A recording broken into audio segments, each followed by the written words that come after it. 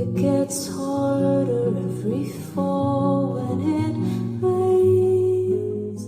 The bedroom walls it pours till doctors don't care anymore. You fake the art of getting by, weary hearts, blurry sights, set on elusive finish lines. We're alone, away from homeostasis. There's no time to waste, but we're caught in a loop, and we long for a taste of something good, crossing off each day we've made it through, and it's ever so still in the waiting room.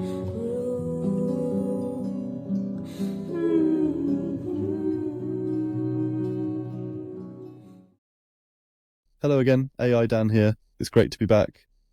Know who else has got your back? Okay, yeah, that makes no sense. Anyway, I was going to say that the Turn2 app has your back when it comes to providing you with the information and research you need when you need it. Turn2 is a free app which gives you daily drops of information about the ME and long COVID matters that matter to you. I like how it summarizes research papers into easily digestible pieces. Talking of digestible, I'm off for my AI lunch. Insert sounds of a rumbling stomach here. Enjoy this great episode of Post-Exertional Mayonnaise podcast with today's host, Human Dan. Hello and welcome to Post-Exertional Mayonnaise podcast, a podcast about living with ME and chronic illness, creativity and making meaning. I'm joined by Lisanne Jacobs. Lisanne is a songwriter, a poet, a chronic illness and disability advocate, and according to Instagram, an aspiring dog paparazzo. And she lives in the Netherlands. So thank you so much for joining us, Lisanne. It's great to have you on with us. Okay, would you My brain is not good. What happened was I went to lie down before we came on, and I thought I'll just have a quick rest, and I didn't mean to fall asleep, so I fell asleep, and then when you've got that sort of like groggy sort of feeling, I was like, oh no. Yes. So yeah. Know the feeling. Would you like to tell us about your chronic illness story? Yes. Also, by the way, I'm quite nervous because, for the better part of the last decade, I've just been alone in my bedroom, mostly, talking to myself or talking to my dog in made-up languages. And I feel like, the neural pathways for socializing, they've weakened a little bit or just completely atrophied. So, it's okay if you're a little groggy, because I'm probably going to be making a fool of myself too. Don't worry. I do it all the time, but I tend to leave it in because it's more natural because of like how ME impacts me and how I can get things messed up in my head. So yeah, it's fine. Right. Yeah. That's why this feels like a sort of safe place to mess up, because also ME patients are generally not judgmental at all. So maybe because we're used to being judged quite harshly. Yeah. But okay, yeah, back to the question. Again, my chronic illness story, right? So for most of my life, like most of my youth, I was quite healthy. I was always a little bit physically awkward, terrible at sports and terrible at physical education. I don't know how I ever managed to pass, but then in 2014, when I was 21, I think, I went on a backpacking trip in Eastern Europe, which was a lot of fun, best trip of my life. But I got bitten by a tick there, and it's so stupid because I have pictures of that trip, and I'm wearing shorts and a tank top, and I'm rolling down a really grassy hill. and without any bug spray. I yell at that photo sometimes, like, stop, you're about to, ruin your whole life. But yeah, so I got diagnosed with Lyme disease after that, and eventually ME too. And in the first year or so, it was quite mild. Well, not mild in the grand scheme of things, but mild ME. And I was able to finish my education. I was in music school studying jazz. And after I graduated, I crashed really hard also from the stress of that. And I was never really able to return to my career after that. I think, yeah, my graduation was the last time I was really on a stage performing. Wow. That was 2015, so long time ago. And yeah, so I tried every treatment under the sun, and I had periods of improvements, and I really thought I was gonna beat it, as we all do in the beginning. But my baseline was slowly worsening anyway, and it kind of snuck up on me until it was undeniable. And then in 2018, I was diagnosed with craniocervical instability, which we now know, at least, from anecdotal evidence, can be a causal factor or a contributor to ME as well. And that was really, at that point, I was at rock bottom. Like, between 2018 and 2020, I was fully bedridden. I could no longer stand or walk. I had a toilet right next to my bed. I could sort of hoist myself on there on a good Wow. day. And I could no longer keep food down, which for me is a sign that something is really wrong, because my appetite is usually like a cockroach. And yeah, eventually I could no longer speak. Also, I communicated just texting my mom mostly, and being really lucky that she's always sort of been able to read my mind. So she knew what I needed, even if I couldn't say it. And yeah, it just felt like I had nothing to lose at that point. So I decided to have the surgery for craniocervical instability. And I went to Barcelona for that. And it was a huge risk, because also I was in such a bad state that I couldn't do half of the pre-op tests that are usually required. So yeah, it was a gamble. But at that point, I also couldn't go back to Holland, because I was too sick to leave the hospital there. So I was kind of trapped. I had to do it, and I did. And I had 2 more surgeries after that, more neurosurgery. And I've been improving ever since, thankfully. So now we're 4 years after that first surgery. And I think that's pretty much it.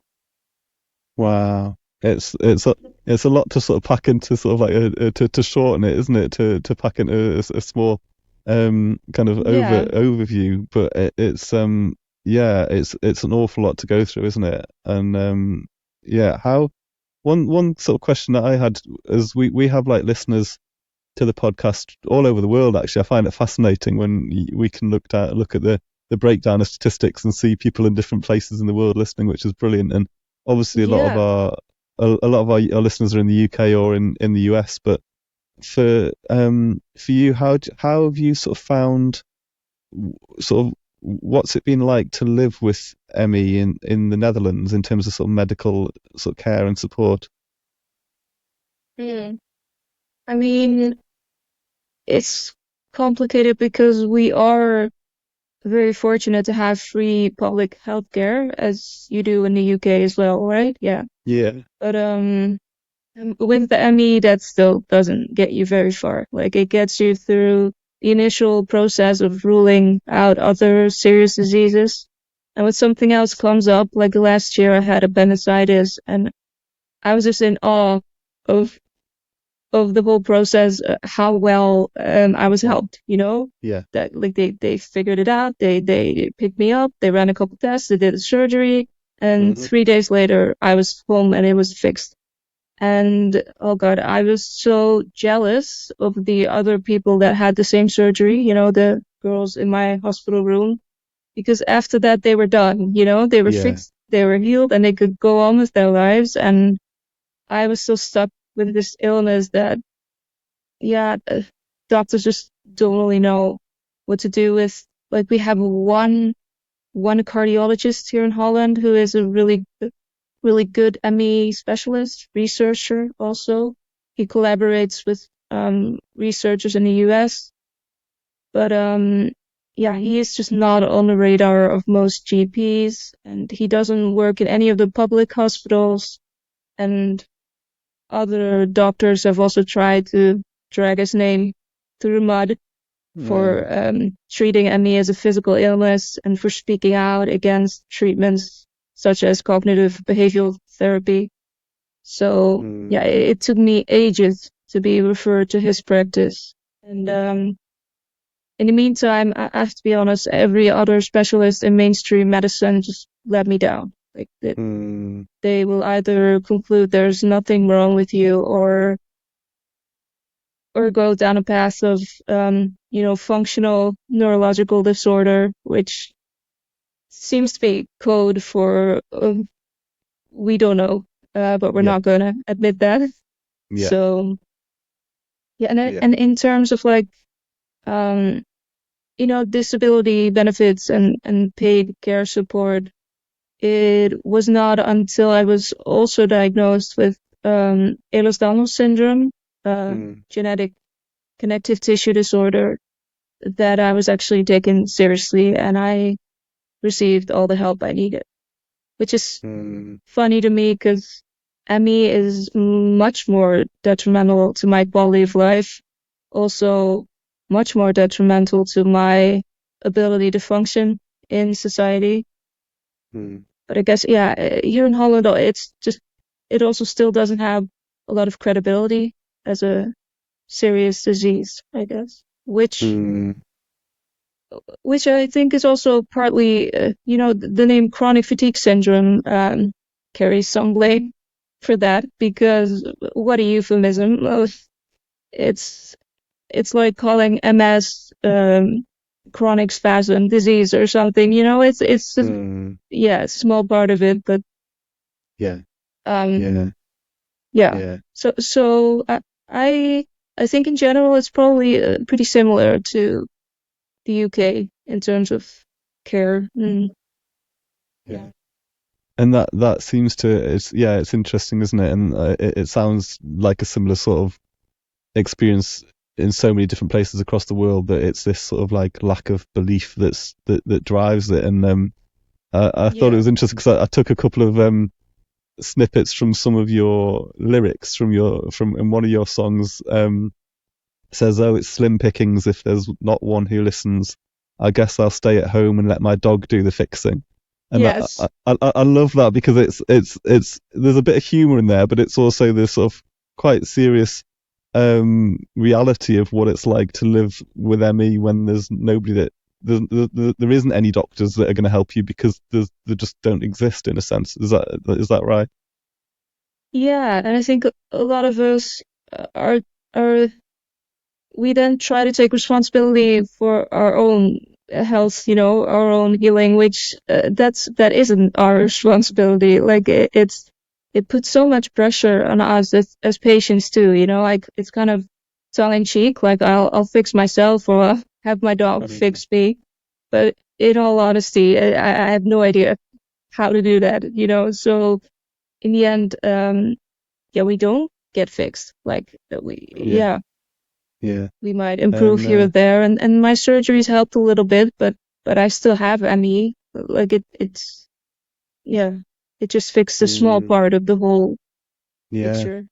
And like you say, it's so often that we other comorbidities or other illnesses that might sort of come along with ME, they sometimes get the focus and the treatment, when there might be things that we can do for those conditions. But like you say, so often it's like the ME that is the thing that makes us disabled, in a sense, isn't it? Because of just the energy levels and the sheer exhaustion that comes with it. So it's, yeah, I can really relate to that. So yeah, so you've always been quite a sort of a musical person, is that right? And how did you sort of combine your sort of music, or come to combine your music with writing lyrics like the one that I've just read, in terms of the sort of combining the music and the sort of the rawness of the experience of living with chronic illness? Was that something that came naturally to you, or was it something that you sort of had to force for yourself? It's a good question. Well, at first, when I first got sick, this illness actually kind of ruined my relationship to music, because I was studying at a conservatory at that point. And, expectations are high, and ME also has a big impact on my voice. I have a lot of vocal cord dysfunction. It also affects your lungs. It affects everything. So I was struggling a lot, and I couldn't, I couldn't really keep up with the demands of the education, and people aren't afraid to criticize you there. And so because of all that, I actually stopped singing long before my illness actually forced me to, because I just, at that point, I believed I had a really bad voice. And then it wasn't really until I was in hospital before my surgeries, facing death, that I was, I just started sobbing, because I realized, what an idiot I had been to give up on the one thing I loved because of shame, and not just shame, but like shame of my disability, because the struggles with my voice are also part of my disability. So I kind of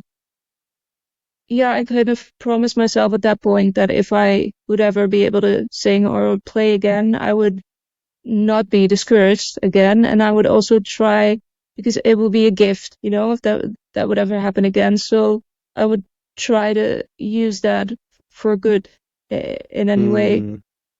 And so yeah, after that, I mean, even if it was just like a minute a day of writing or playing, it just provided a sense of purpose and meaning that I was desperate for. And it did come naturally. Actually, I think there's something, for me at least, about music as sort of a medium or a carrier that makes it quite easy to like walk right through those walls you've built up. It's like, is this a good analogy? I don't know. I was going to say it's like in Harry Potter when they have the trolley and it can go right through the station. Do you know what I mean? Yeah. Yes. But I'm thinking, do they actually need the trolley, or is it just a way to create physical momentum? I'm not sure. Interesting.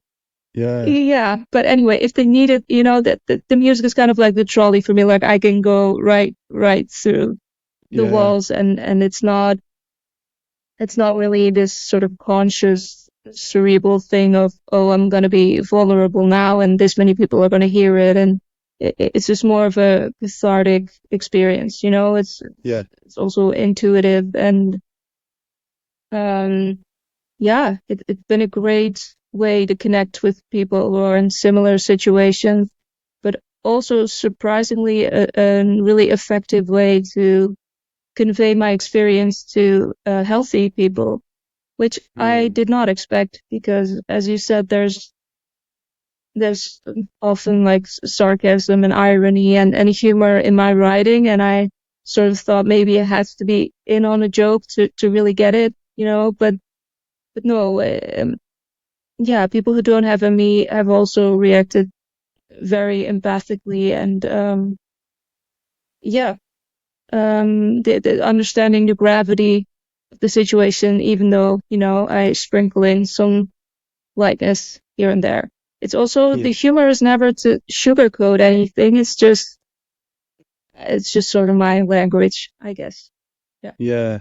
And it does help deliver a message in a way. And I think that what I found so striking when I found your music on Instagram was just lyrically it's so clever and so sharp in the sense that you do convey something and convey the reality of the condition, but also like including like wider issues about doctors and things like that are very detail heavy in a way, but you make them quite light, and in the way that you convey that through your voice and your singing in the music. And I think that's really appreciated, and it's something you can like tap into really easily and really quickly. And yeah, like thank you for sort of bringing your music into the chronic illness arena in that sense. It's quite powerful, despite coming through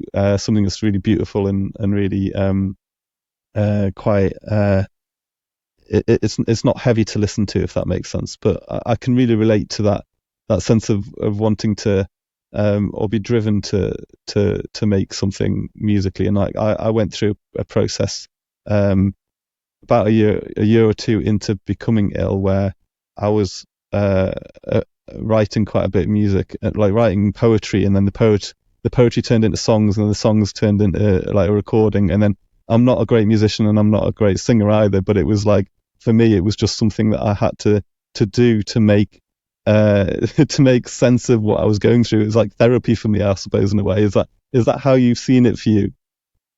Yeah, because it for me it kind of shapes your illness experience, you know? I felt like without creative expression it was sort of a blur, or like a blob, and you know, the days all and the weeks all sort of melt into one, and yeah, I could sort of visualize it, you know, while writing about it, and also realize that um it, even though it seemed like a blur, you know, it was still my life and it was still happening, and the blur wasn't in a way.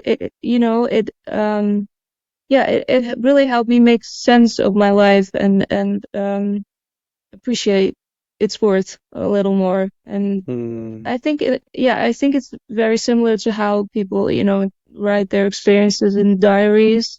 I haven't done that for a long while, because I don't know. Well, my diaries from when I was 7 are very ridiculous.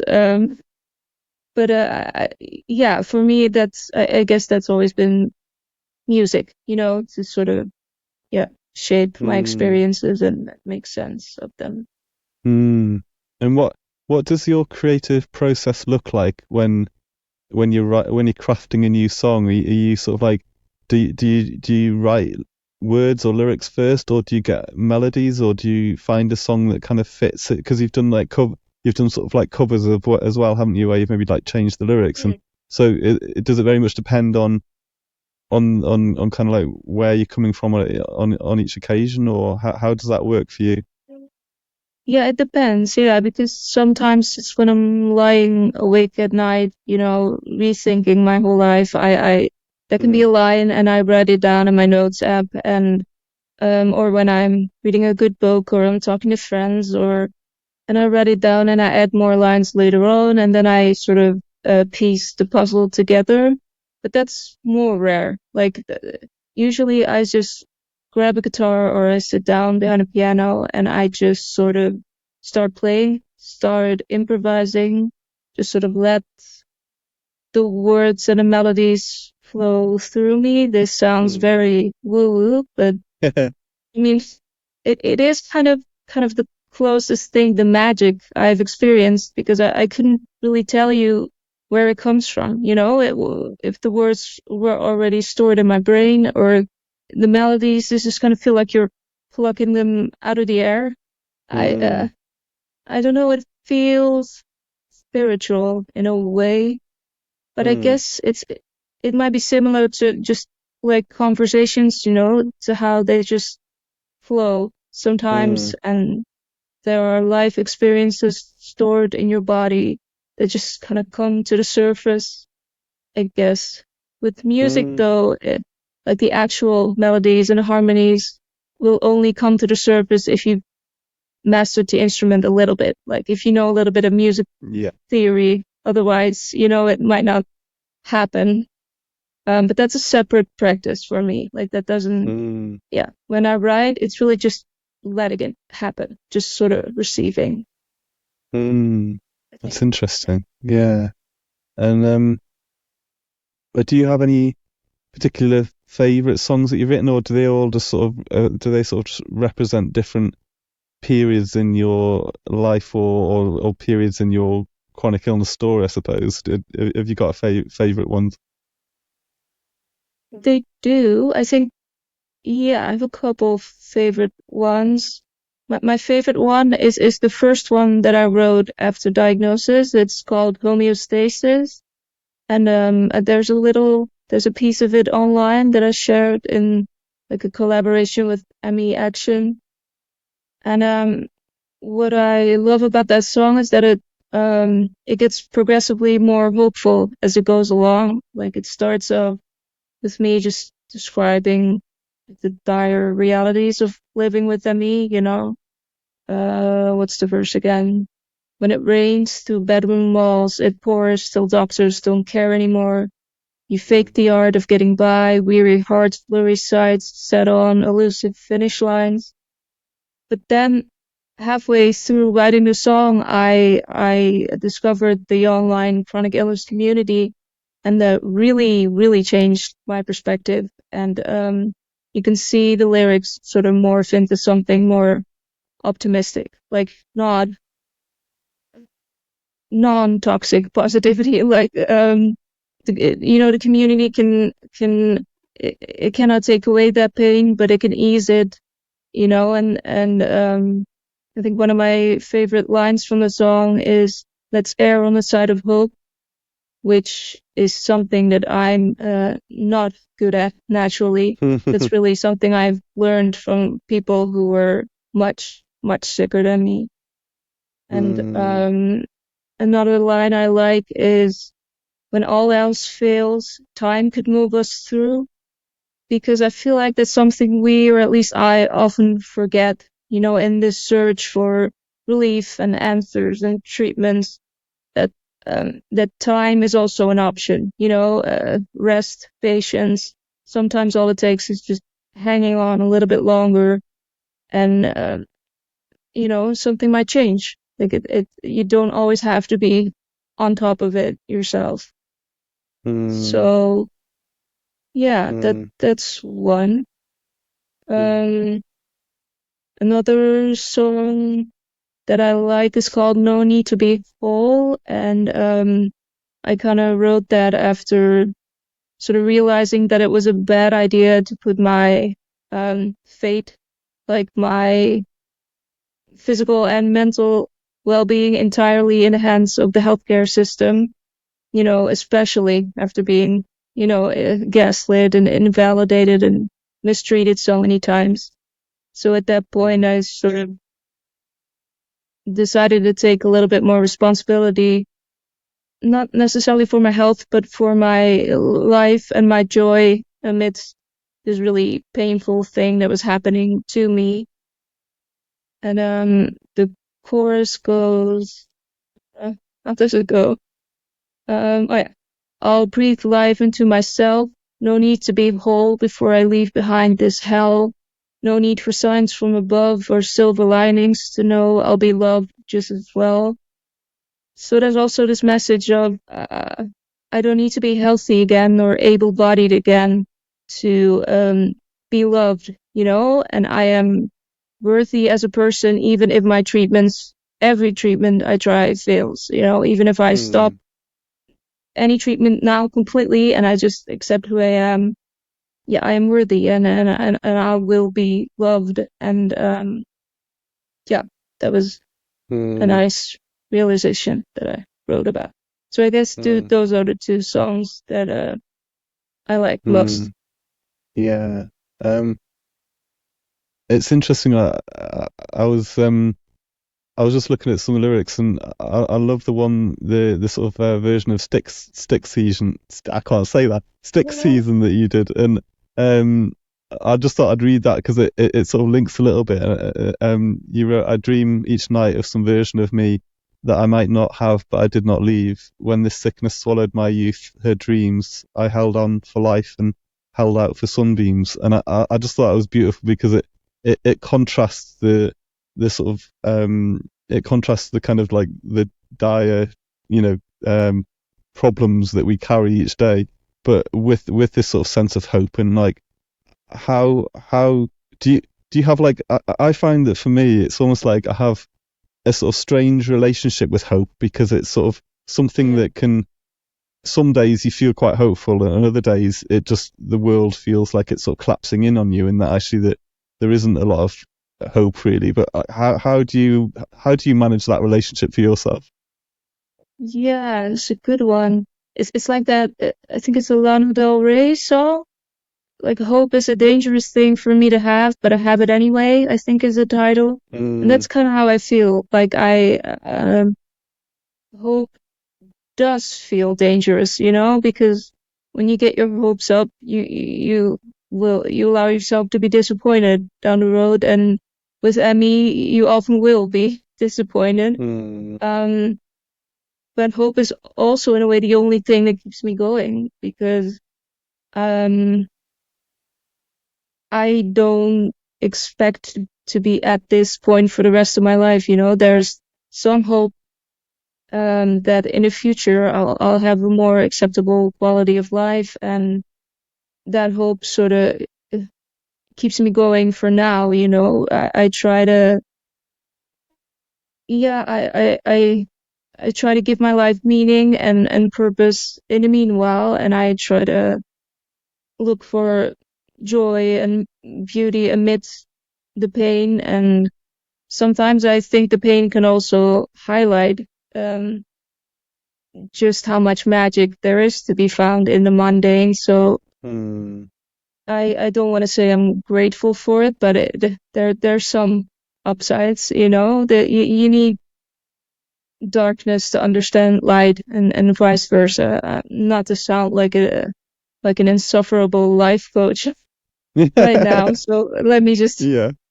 go in a different direction. But I mean that's what I try now. But there's, in the back of my mind, there's hope that eventually I'll get to a different quality of life, But I try not to constantly hang my hat on that hope, because that seems dangerous. I don't know what that's like for you. Yeah, I think I've had some. It's interesting because you can have some quite bleak conversations if you think too far into the future, can't you? And like it's sort of like, sometimes I think, oh, I've been ill sort of 7 years now, and you think, oh, what impact is this having on my body? And like, not exercising regularly, and all that sort of stuff that somebody doesn't have a chronic illness would, and things like that I think, oh, this is, what does my future hold? And actually, for me, I try not to think about it too much, and I try to be hopeful. But it's also about living in the present as well, is really important, isn't it? In trying to hold on to, actually just finding those positive things in each day, the small things that you can be sort of thankful for, in a way, isn't it? It's difficult. But yeah, do you have any particularly because you mentioned like Lana Del Rey, do you have like musical influences that have influenced sort of the way that you write or think, or your music style? Mhm. Oh yeah, I also think what you were saying, I think it's actually a pretty hopeful thing to do, to just live in the present with me, that yeah, because um living in the past is often kind of sad, because that's the part that there's a lot of grief there, and living in the future is just full of insecurity and um fear and worry for what might happen. So yeah, I do think the most hopeful thing to do is just live right now. It's not easy, but I try. But yeah, musical influences. I'm a big fan of Sufjan Stevens, Joni Mitchell, big influence, Elliott Smith, Conor Oberst from Bright Eyes. That was one of my favorite bands when I was young, but it still is. Bob Dylan, Radiohead, Fiona Apple, Carole King, Chet Baker, Bill Evans, Becca Stevens. Those are all more jazz musicians. But I think what all those people have in common is that they're all songwriters, I think, but they write from a really personal and deeply honest place, and they're very vivid, melancholic storytellers. Like they sort of paint with words and melodies, and they're beautiful but sad paintings. That's kind of the artists that I appreciate and look up to. Yeah. How one thing I know maybe we've already covered this, but like, your writing also kind of brings a sense of vulnerability, and you're sort of singing about your sort of really personal health issues, aren't you, through the music? And is that something that's really difficult for you, or to be vulnerable in that way, or is it just a form of expression for you? Yeah, it's not. I wouldn't say it's difficult. I actually think it's a really beautiful process. There's a lyric that comes to mind, which is it's a Bright Eyes lyric, I think. Let's go. Now I'm drunk as hell on a piano bench or something, and then he says, and when I press the keys, it all gets reversed. The sound of loneliness makes me happier. And that's exactly how I feel too. It's like this sort of alchemy that with music you get to turn sadness, loneliness, shame into beauty, and that's actually my favorite part about it. So yeah, that isn't hard for me. I really like that. It is, however, very hard for me to like talk about my illness in day-to-day life. So I think there's a big dichotomy there. Like for the people who know me well, that might have been a bit confusing at first because they know me as a very private, sort of stoic person, especially when it comes to this illness. And then in music, I'm very open, and I'm an open book. And I do think that's often the case, though, with artists and songwriters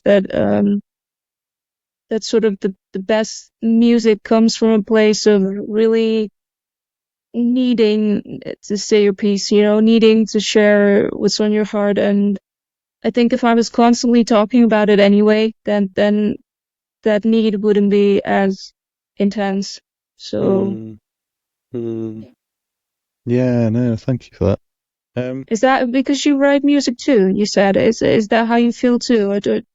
Yeah, it's interesting because I think a lot of the songs that I've written often have started off as poetry, and it's like for me often it would be like late at night I'd just write a bit of a poem, and then I would like turn it into a song the next day if I got it with my guitar or something like that. So yeah, it's interesting, but it's there's so much I find from living with Emmy that there's so many themes that sort of come to mind that then you can sort of write about, and like things like the passing of time, and that's something that you've talked about a bit on Instagram, isn't it, in terms of like looking back and then looking forwards and things like that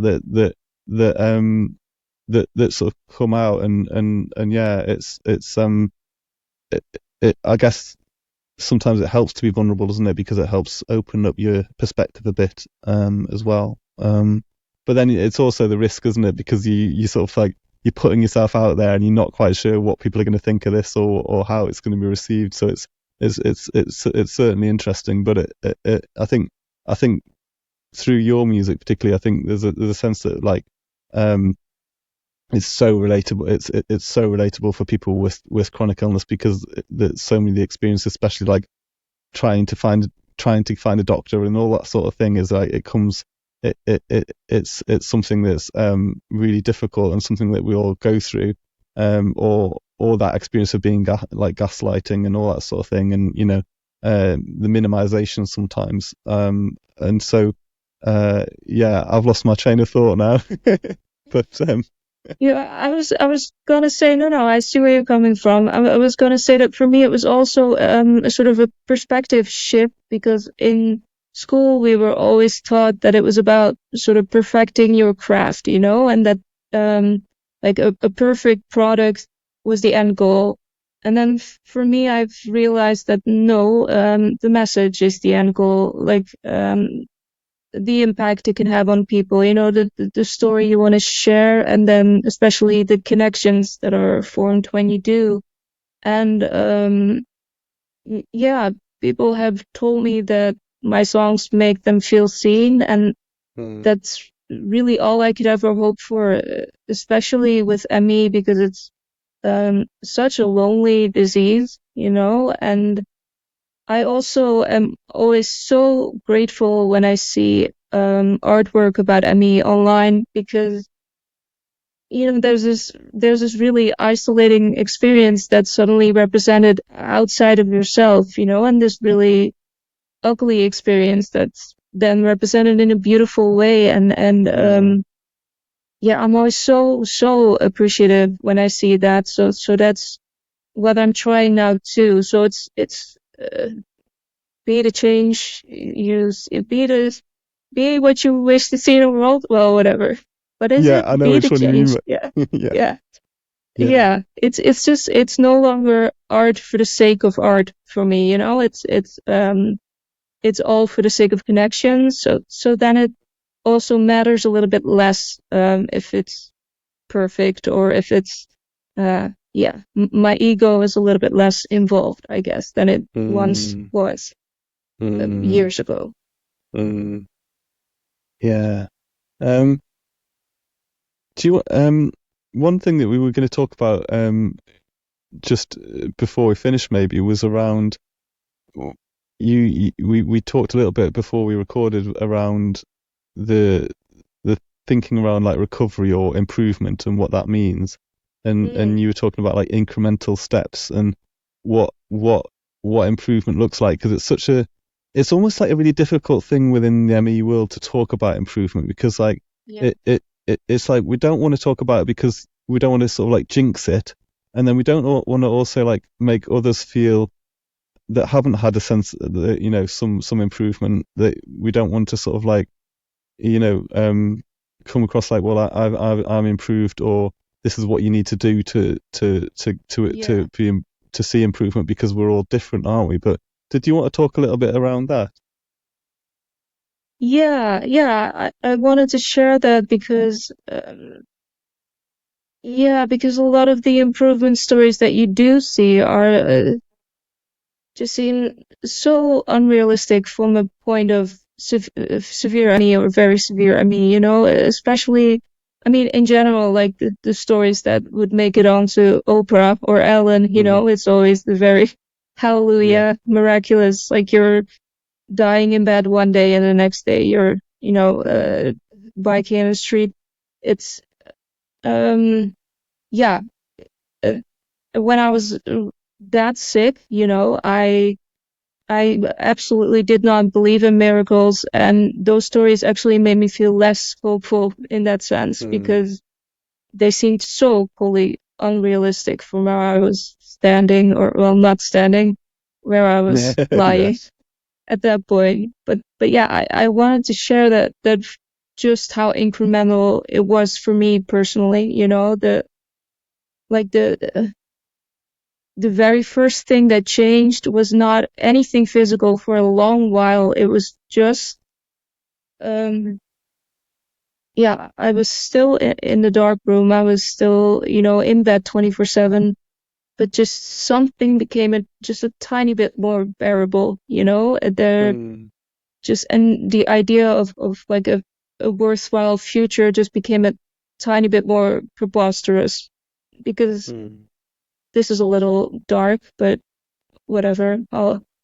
Because when I was at that point, I always used to play this game that I pretended I had this button with which I could sort of erase my entire existence, and I would use that to sort of measure, sort of check in with myself and see what kind of day or week I was having, and I would measure all the good experiences I'd had before getting sick and all the good that might possibly still happen in the future against, the severe pain I was having in that moment, and also the pain I was inflicting, the pain my illness was inflicting on my family, financially and emotionally.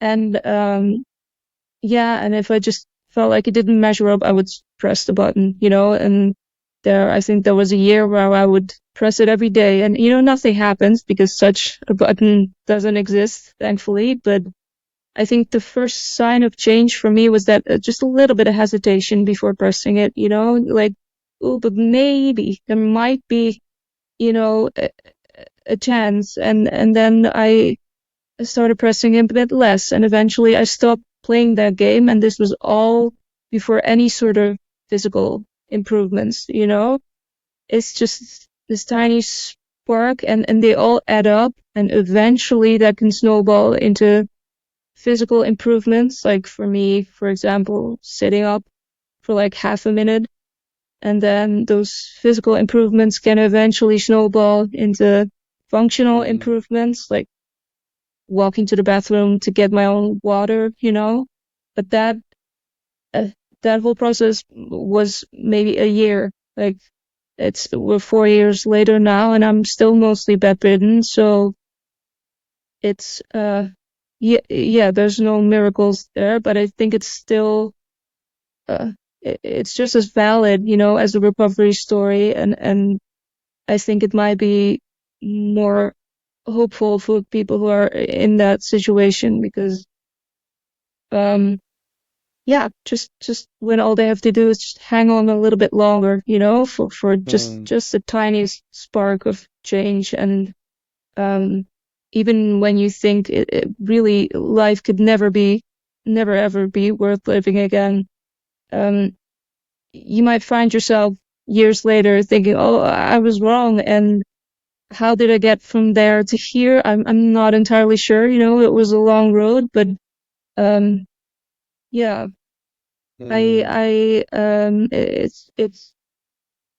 It's okay when you're not making huge steps, that's what I'm trying to say. You can still improve. Yeah, and like holding on for sunbeams, I guess. Yeah. Yeah, that's it, right? Yeah, exactly. That's exactly what I Yeah. was doing. And then, and they came eventually, so. Yeah. Well, it's been so good to hear your story and some of your thoughts and unpacking some of your thinking, and it's been great. And have you got, so at the minute your stuff's on Instagram, have you got any sort of plans to possibly sort of release songs like in full online, or? Yeah, so one of my songs that I was just talking about, Homeostasis, is going to be part of a really wonderful project, but I don't think I'm allowed to talk about it yet. It's So, okay. which is a pity, because it is ME related, but in any case, it will be recorded professionally soon, and I'll just have to see how that process goes, if it's doable to create a sort of makeshift studio in my bedroom, and if I can handle the lights and the sounds and the people around me, and if I can actually get through an entire song without crashing halfway through, because so far I've only done really small segments for Instagram, recording all by myself. So, but if it isn't too detrimental for my health, I would love to record a couple more songs and eventually release like a concept EP about the chronic illness experience, and also invite other disabled creatives to collaborate with me, maybe photographers or graphic designers, or I just think representation and the visibility is so important, and there isn't a lot of chronic illness representation in entertainment, which makes sense because entertaining usually requires leaving the house, or at the very least leaving your bed. But yeah, I want to try to find a way to do it anyway, to release something into the world with the help of others. And if there are any sort of proceeds, I would donate them to an ME charity. Do you have any music online? Because you say you do. Yeah, but Right. it's not great, but it was what I went through at that time, as part of my sort of processing everything, and I was just like, oh, I'll stick that online, I'll stick it on YouTube or whatever. So yeah, there is some stuff on YouTube. I'll share that with you, and I actually it's really interesting that you sort of you talked about having a quit button. And that I actually wrote a song called Quit Button, and about wanting to, what it meant to quit. And it was more the idea of maybe like being in a video game where you sort of just quit and then you start again, and it's like the inability to start again. So it wasn't necessarily about dying, although that might have been in the back of my mind while I was writing it, but it was certainly if I had a quit button, what would that look like? And would I use it? So yeah, it's really interesting that you're sort of having similar sort of thoughts, really. But that's also a really interesting concept for a song. Like, there's so much you can do with that. Also, what happens after the quit button, that when you sort of after the reset, what would that look like? There's so much you could write about it, sort of. So I'm very curious to hear the song. Yeah, we'll send that, and I'll stick it on the notes as well if anybody wants to go and listen as well. So I think that is the frustration of the limitations of ME, and like just I can't sing at all now. Like, it's a couple of years since it was about a year and a bit since I last like recorded anything, but like I just haven't. If you don't sing, your voice just gets bad anyway, doesn't it? Sometimes. So it's a challenge. Also, Yeah. But, I mean, you can lose your voice, but you won't lose your musicality, and your creativity and your view on the world. And and poetry was for me also a way to sort of sing on paper when I couldn't sing, maybe that's sort of similar for you. It was sort of standing for music when I couldn't do that. Yeah, I just recorded a podcast recently, I haven't put out yet, with James Strasser. I don't know if you know James's music. Oh yeah. And he talked quite a bit about poetry and how he almost like he sort of like bought into poetry, and he hadn't really thought a lot about poetry until he became more ill, and he couldn't pick up his guitar, and he couldn't pick up his he couldn't play. So then he had to sort of think more, and that his expression then came out through poetry just because of his limitations. And so it broadened his horizons as well, in a sense, because he hadn't thought much about poetry as an art form before, because it was all about the music. So yeah, it's interesting, isn't it? It's out soon too. So yeah, it's been a bit of a music month on the podcast. So thanks so much for joining us, Lisanne. It's been absolutely brilliant. And it was fun. we will champion your music as and when it comes out, and do let us know about it. So thanks so much for joining us. I will let you know. Okay. Thank you. Brilliant. Thanks a lot.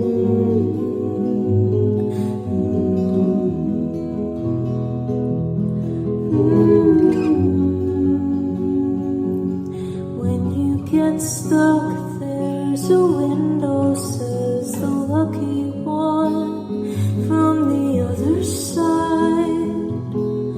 All we do is try. Where there's a maze, there's an exit. Oh, it's a race against bitter balls to find it before all of our youth runs dry. We will